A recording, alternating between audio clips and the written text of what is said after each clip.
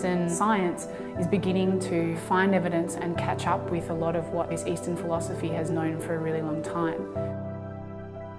There's actually something very powerful in what's going on in here, and that's worth investigating.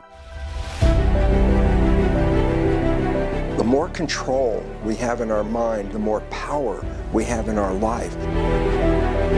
Yoga has really the capacity to change your brain.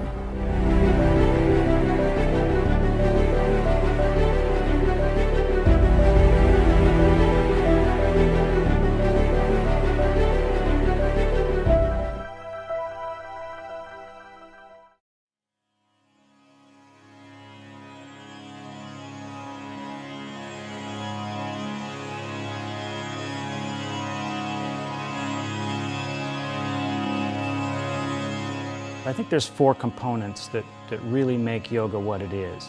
One of these, of course, is the most obvious one, which is the physical postures, the stretching, the exercises, the movements, the breathing techniques, the relaxation techniques. These are an important component. That's working the body to affect our global functioning. Another critical area is the idea of self-regulation. The ability to control our internal stress response, to control our emotion response. This is basically reflected as resilience to stress and equanimity in the face of emotions, and that leads to a psychological self-efficacy. Another really key area is the cultivation of mind-body awareness.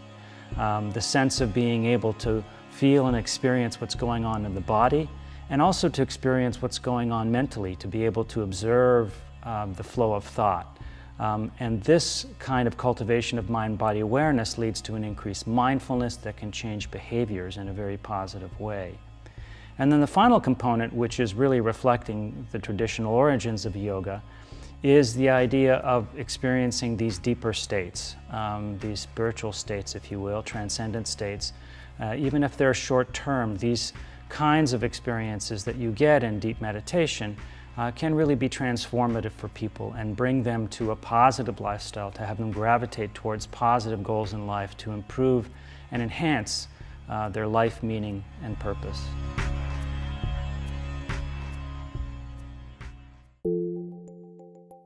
For those who have experienced the benefits of yoga for themselves, they don't need any evidence, they don't need any research to convince them that yoga can help.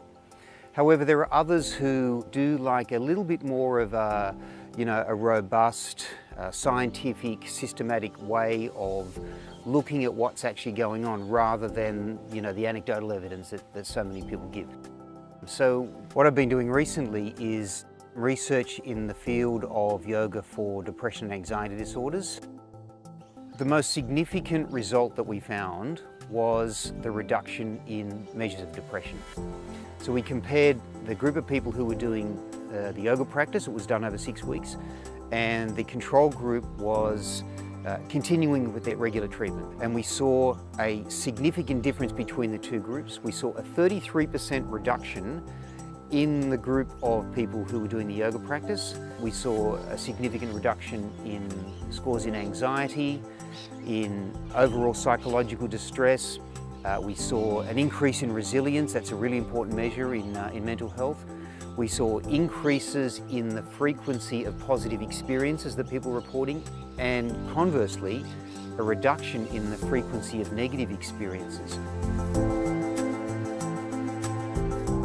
The average amount of yoga that people were doing was 12 minutes on a regular basis, most days of the week over 6 weeks. Probably the most important measures were the reduction of the depression and the anxiety scores, but each of the other measures gives us a much more overall picture of improvements in mental health.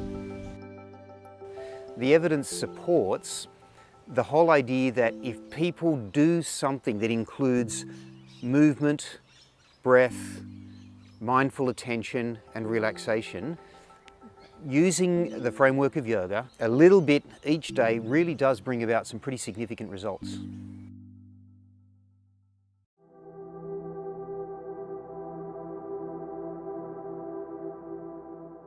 The most important scientific principle on which the whole philosophy of yoga rests is prana, with space.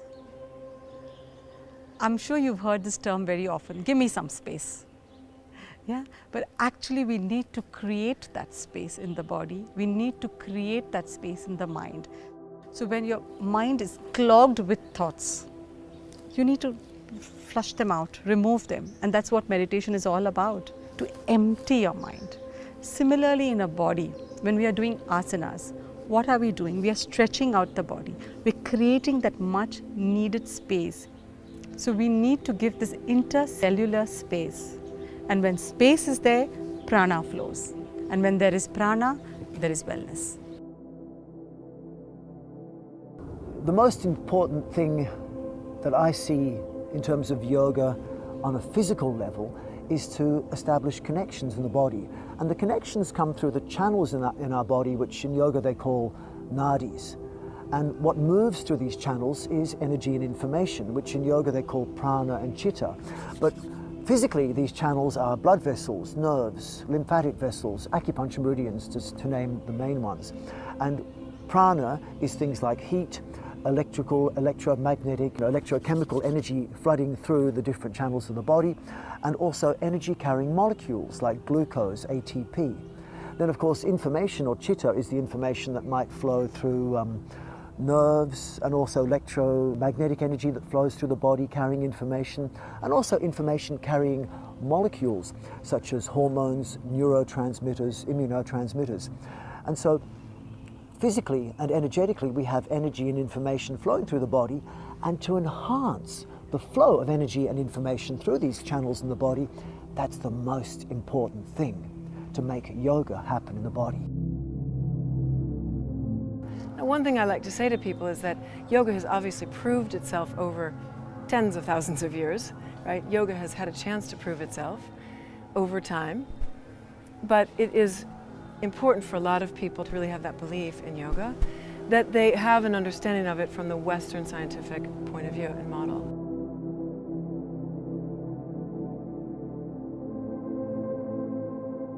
In terms of the evidence that's there for the psychophysiological effects of yoga practices, I think historically, even going back to the 50s, there's a lot of research that shows the ability of these practices to enable people to manage their stress response, the stress system. And this is one of the major reasons why yoga people practice yoga. It's to enable them to cope with stress and emotion in a big way. It's one of the biggest reasons why people come to yoga classes, is to cope with stress.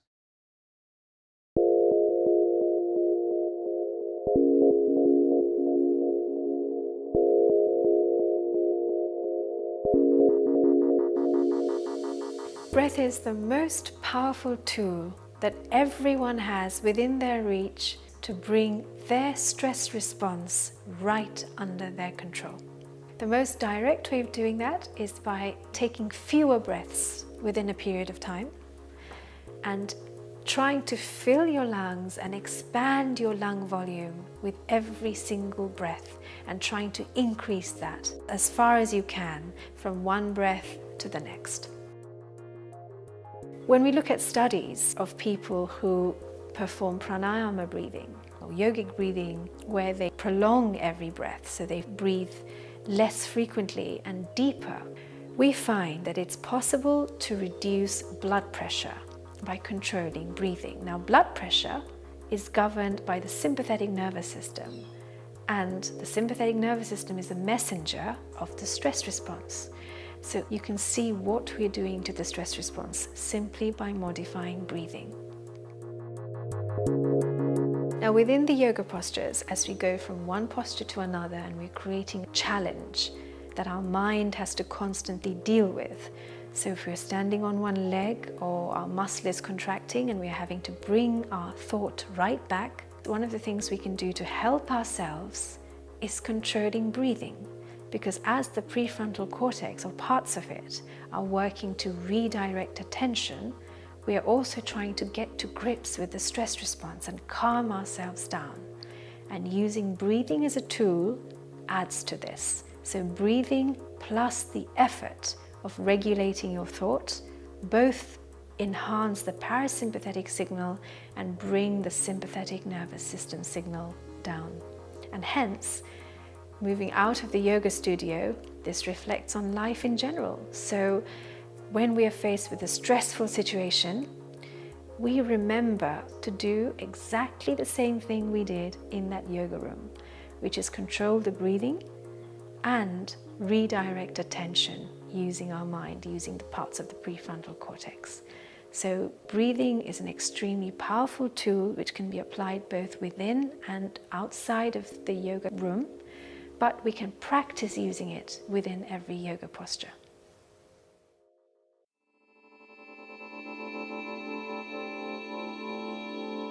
So yoga, it strengthens the power of the mind. And the more control we have in our mind, in a sense of the conscious mind, covering or actually controlling subconscious programs that take us off track, the more power we have in that mind, the more power we have in our life to control not just our physiology, but where we are in the world and how we connect with the rest of the world, because it's all through the nervous system.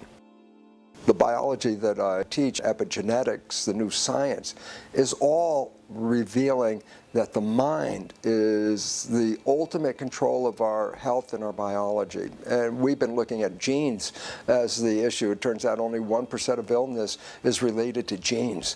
90% of illness is related to stress. And what's stress? It's the mind overworking in a sense of fear and just being lost in the world of so many things going on. And yoga brings it into a focus. I think the most interesting thing is what it shows about neuroscience, neurology, and how yoga has really the capacity to change your brain. And if it changes your brain, it changes your neurology, it changes your nervous system, it changes your physiology. It could potentially change anything inside of you that might need changing or transforming. The two areas of research that are really cutting edge currently, one of them is neuroimaging, the ability of these large machines that can peer right into the brain activity and look at very discrete areas of the brain and look at changes in brain activity and also changes in brain structure. And what we're finding is that these meditative practices can indeed change brain activity. When you focus your attention, you change brain activity in a very discrete way. Not only that, but over time, you actually change brain structure through what's called brain plasticity. And that means you end up with a brain that is conducive to the benefits and the practices that come along with contemplative practices like yoga and meditation. And you can see changes in the stress system as reflected in the nervous system.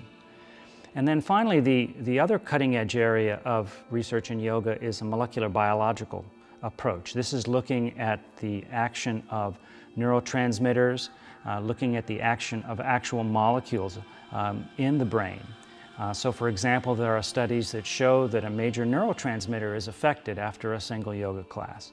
And there's other studies that show that the expression of our DNA, the activity of our genes, is actually reflected as changing with these practices. And you actually change gene activity, you enhance gene activity that's good for you, things like immune response is improved, and you downregulate gene activity that is sometimes bad for you if you're under chronic stress, things like inflammation. So these are the two cutting edge areas, and they're bringing yoga into the biomedical modern world. We're starting to see that yoga is not just a hobby, not just something that you practice on the side. This is real biological stuff.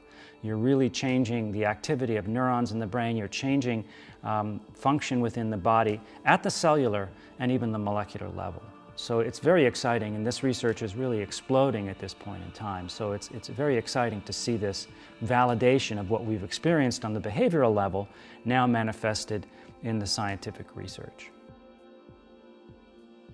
What would be great to see is a recognition in medicine and in science that there's something worth looking at more carefully. So I wouldn't say it's a simple, instant outcome that it would be great if medicine saw yoga in this way, but I think what's really important is that medicine and other research recognizes that there's something in here that's worth investigating. There's an enormous amount that we can learn through conventional biomedical research on yoga. In fact, biomedical research itself is evolving to be able to allow us to peer into the body and the brain in ways that were inconceivable just decades ago. And so as this modern science evolves with things like I've described in neuroimaging, molecular biological approaches will allow us to use these tools to evaluate exactly how yoga is working.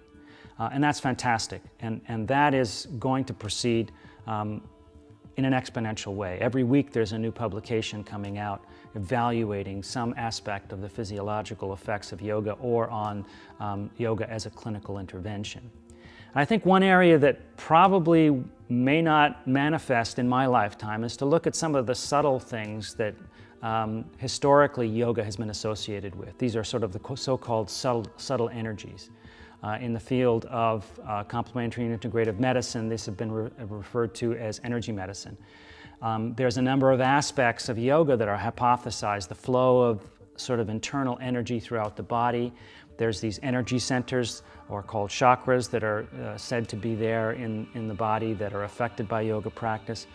And we currently don't have the instruments that can really measure this energy flow or these energy centers, if they exist. And that is going to be difficult to measure.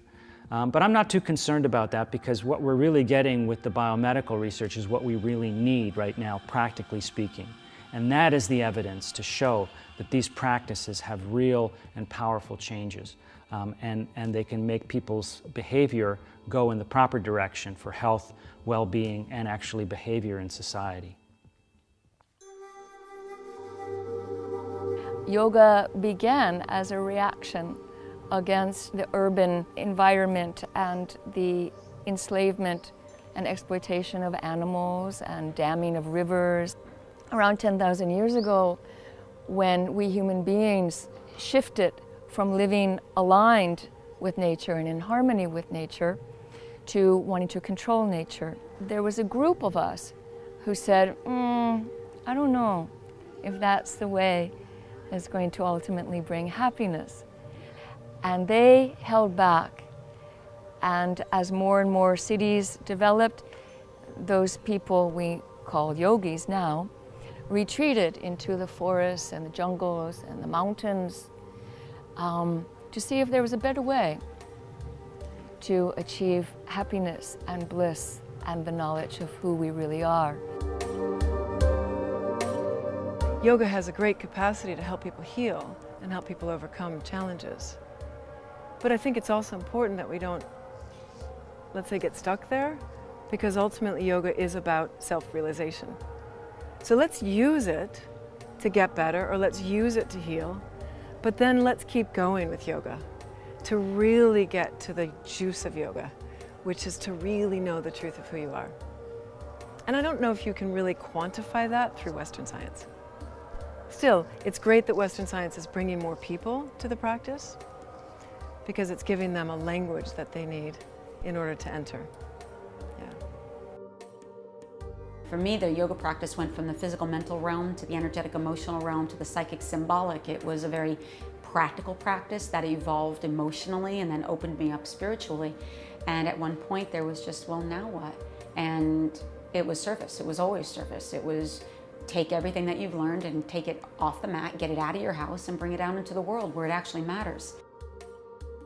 A lot of the teaching of yoga is about invisible realities that have been seen by deeper faculties. This is where modern science doesn't quite see what yoga is seeing. What they're seeing is interesting, but they don't see that there are other faculties of seeing. The word Veda, from which yoga comes, means to see and gives us video. And what a guru gives, or a teacher gives, is darshan, a vision that might not have been obvious at first.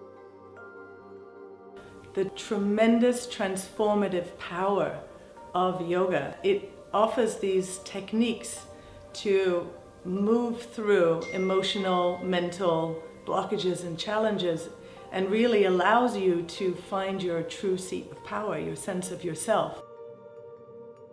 It integrates the mind, the body, and the spirit, so people reconnect with their soul and soul purpose. And it clarifies things in people's lives. It helps people fulfill personal destiny. It's a very deep, spiritual, devotional practice. And at the same time, it's this beautiful physical practice that creates well-being. What I feel is everything, exists for a reason. Sometimes in the West especially, it's a very physical, material culture. So in a sense, we needed a lot of asanas to bring us into our bodies, because if it was just sitting around and meditating all the time, we might feel bored, only in the beginning. But once we can understand, we can come into the body, then we can experience the deeper benefits. I think the greatest barrier we face in research on yoga and applying yoga to either patient populations or to the general public is the perception of yoga in the general public. And I think this has largely been created by the media because this is where people get their impressions of yoga. And of course, when you're putting together a magazine cover, you want a classy posture. You want some kind of complicated posture by a model who looks very thin and very svelte and very flexible.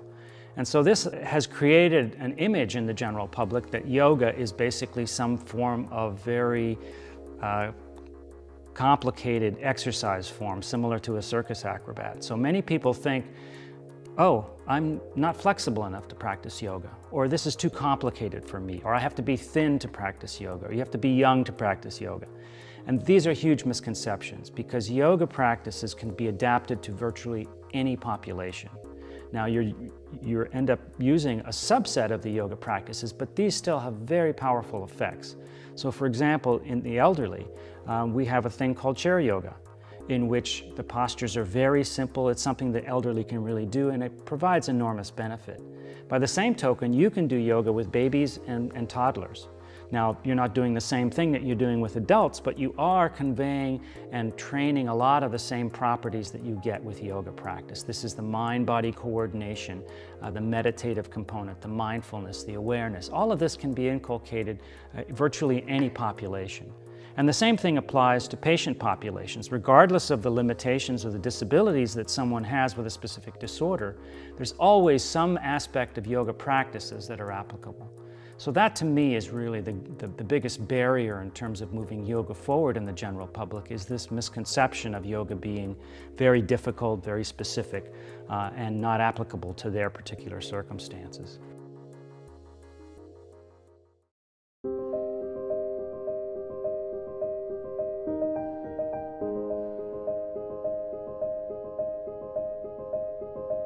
The world is undergoing a transition, and that's why we see all the chaos that's going on in the world. It basically says the way we have been living on this planet is not sustainable, and that we're undermining the ecosystem.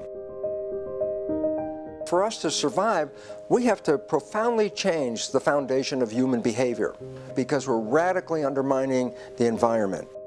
What is the resolution? The answer is to change the way we respond to life on this planet. To understand that we are more powerful than we ever thought. If we took that power and used it in a way of harmony, connectedness, union, the fundamental definition of yoga is union. This is the union, first of the individual, healing themselves in the sense of taking back the power over their behavior. When we strengthen ourselves as individuals, then the collective nature of individuals is much stronger and then has a greater influence on the planet. So those that engage in yoga are actually engaged in a practice of evolution. Those are the ones that said, yes, I will fix myself so I am in harmony and I am in health. And when those around me are doing the same, harmony and health will be just a natural characteristic of the world we live in. I think we're at a very special time in society. We are seeing an explosive increase in the popularity of yoga and contemplative practices like mindfulness. This has enormous impact for society. Recent surveys have shown that 10% of the American population is now practicing yoga. We're at a changing point.